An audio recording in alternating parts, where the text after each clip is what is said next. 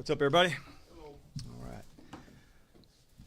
Okay, we can get rolling. I thought first thing, just the process of our week's fully underway. We're going to do a jog through practice, game plan in terms of where we're going. We're excited to get going. For once, I will say it's nice to have a short week. You don't normally hear me say that. In this case, I wish it was even earlier. All three phases rocking together. That's the goal. Get that part of our complementary football exactly like we want to do it. I said yesterday I'd give you the roster moves or any injury updates. I'll work you through some of that right now. Last week we worked Noah Brown back into practice, and unfortunately his groin didn't respond. And given that, we'll place him on IR.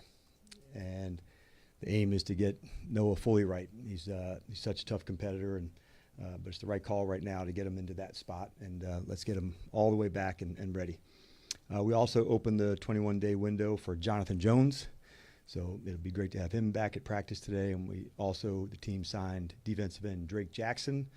He's still working back from a knee injury, but we are glad to have him here. So all that said, glad to get rolling with you guys. With Noah, I mean, what happened with the groin? Was there a setback, or did something happen while he was practicing that re-injured it, and I guess why not put him on IR before this point? Yeah, well, I would say it wasn't a setback. It just hasn't responded, quite the way that it needs to. So I wouldn't call it a setback. Hindsight's 20/20. I think the main thing is, man, we're gonna get him right. And that's the ultimate goal to get there. So we know that means 4 more weeks, and the guy's working incredibly hard at it. And so we want to make sure hit all the marks that we can with him. Then what's the plan for Terry this week? He'll practice this week, and I'll have a better sense where we're going, because today is going to be more at a jog-through pace where we're not, fully, speed up and going, but that'll be more as we get into tomorrow. But, I'll have a better assessment after we go through some full speed, routes and movements to see where he's at. But I'm excited where he's trending.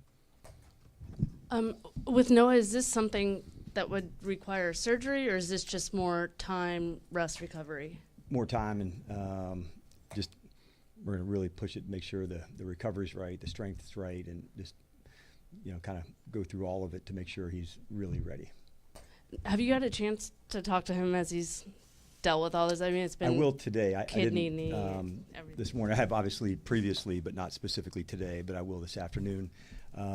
He's one of these competitors. He takes it hard. He cares so much. He loves it, and so moments like now are hard. Because of who the competitor is. But the good news is that, let's put the plan in place that we can absolutely, nail it to get them back. And that's what we'll aim to do. Dan, is there any concern with Armstrong and the hamstring going forward? I think there's always concern in and out. And he kind of showed, man, I'm going to battle through it to go.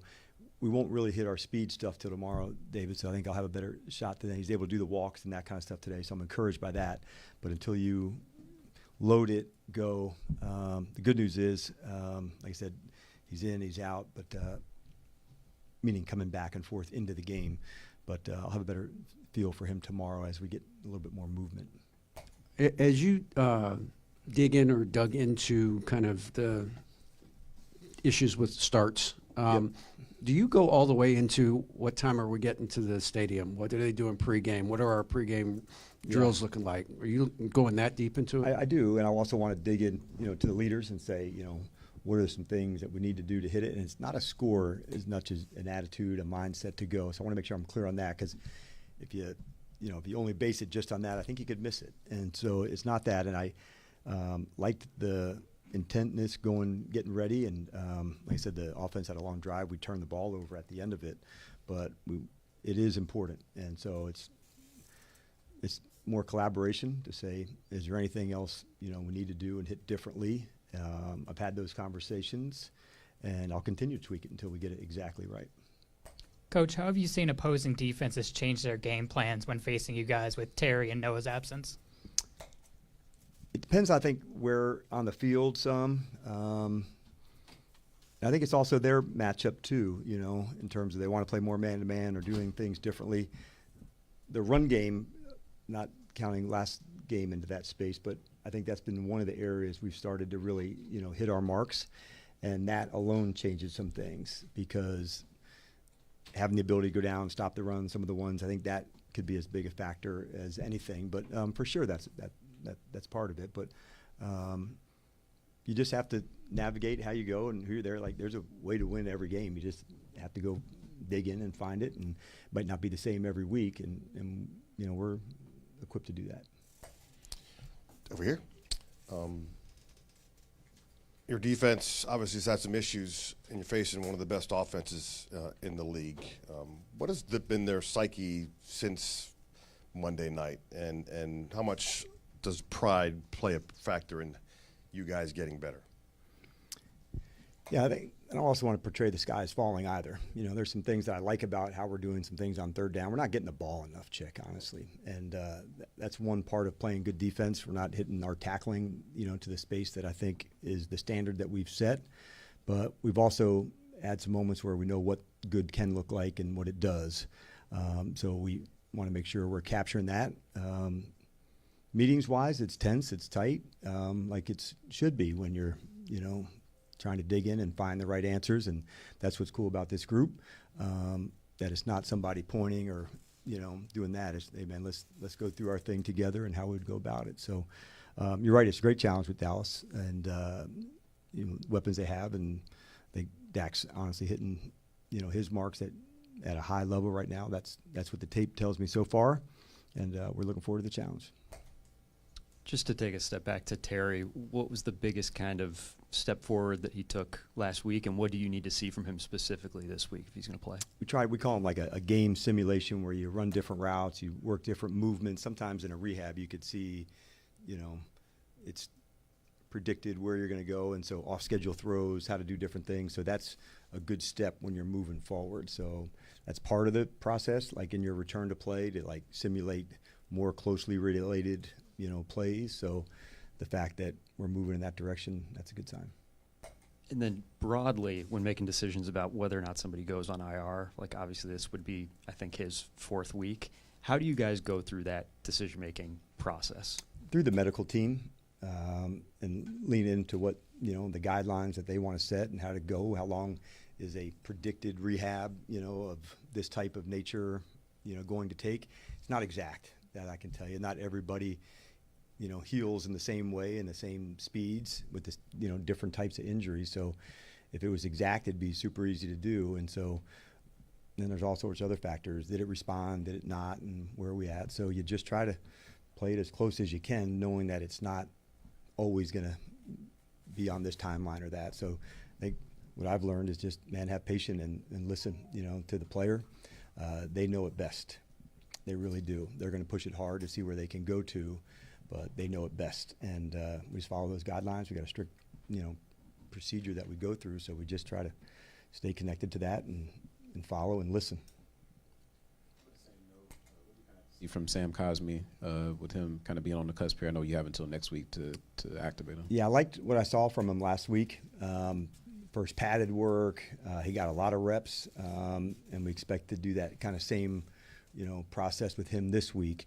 But it was a hell of a start for him, you know, to get back and get rolling. He's really put the work in. So, you know, anticipating seeing that continue and trajectory going up.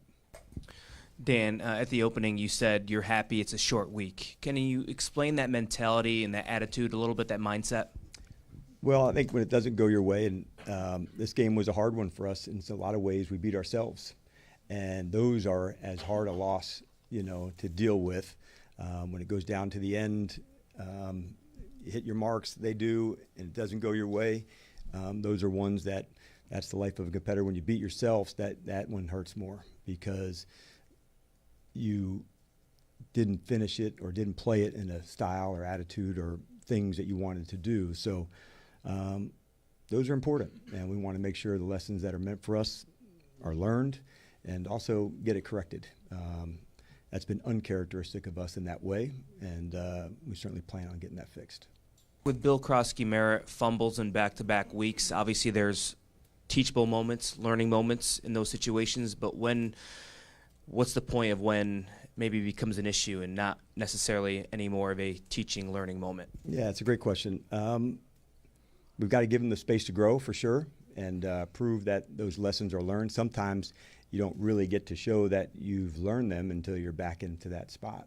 And so we want to make sure that, man, he's still growing, and this is a rookie player they're going to have some ups and some downs just like any other guys. And I'm certain he's made of the right things to come battle through it. I can remember, a few weeks back we were talking about Connerly and early start on some guys. And he said, man, we're going to fight through it and get there. And so this is no different to me. This is learning, growing, and he'll bank on these experiences. And they're hard to go through, but it is necessary. It sucks when you go through them, but when you come out the other side, there's a lot of value that comes with that.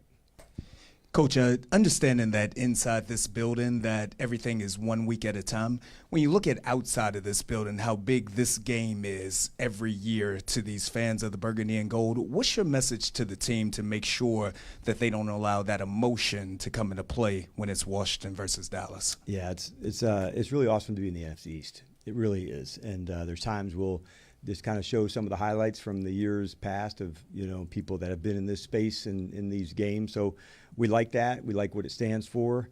But at the end, it's about us and getting ourselves ready and getting the team ready. And that's really what my message was for them today. We're going to prepare really hard, for what we need to. But our play style and attitude is what's at hand. And, it's just cool to be part of, a division that has some long-term rivalries that are cool. Hey, good afternoon, Coach. Good afternoon. A kicker like Brandon Aubrey, obviously with his range, but also his ability on special teams to kind of put kickoffs in hazardous places. How big of an impact can he have specifically on a game like this? Yeah, Brandon's been on it, and playing there, honestly, it's even adds to some of that a little bit for the distance of the kicks. Not dealing with some of the weather, so playing there inside. Can make some of the field goal attempts and that type of thing even longer. But they got a good special teams crew. It's a good matchup. Like our guys, their guys, like it's a big part of this game. Nick Sorensen, who's the special teams coordinator there, known for a long time, and both units really have some heavy hitters on their special teams. And Brandon, for them, is right in the middle of it between the kicks. And both teams like to cover, like to hit, and so it'll be a fun matchup for sure.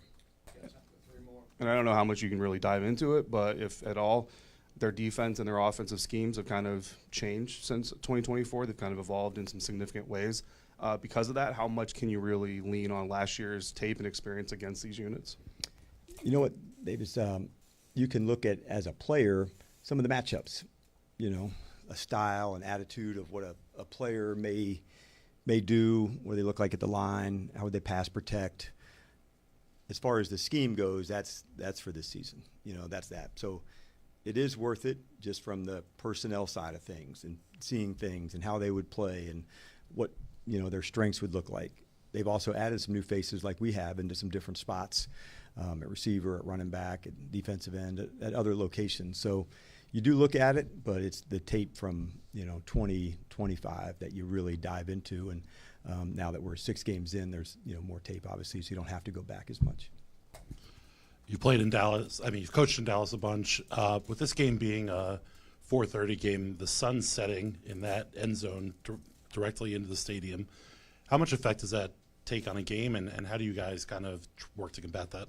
Yeah, it's a great question, and this time of year it could come into effect. That you want to make good decisions when you can regarding where it would look like, where a glare would be. So it's definitely something that as a coach I think about, and obviously we'll talk to the team about. But yeah, you're on it. Dan, to go back to Noah, I get that the decision to IR, hindsight 2020 further now, but his injury history was something that was known. Obviously last year was a bit of a fluke, but prior to that he'd had injuries. What was for you, I know the front office obviously has a big say in personnel, but what for you was the plan with, hey, if Noah does get hurt, we're expecting X, Y, Z to happen? Did you feel comfortable with what you guys had knowing his injury history? Like prior to re-signing him? At the point of resigning him or making other moves in free agency and the draft? Well, we knew we wanted him back for sure. Like that was like evident coming into it. I think that goes with it, Ben, that, like when there's an injury history on somebody that you want to know what that looks like and who would be there. Coming into camp, I thought we had a big competitive group at that spot.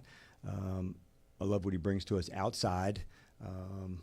But yeah, I don't know if it's any different than any other spot, where there's, a guy gets banged up and who would be next in line to do those things. So not like a lot different than a lot of other spots other than, we're bummed that he's out and looking forward to getting him back.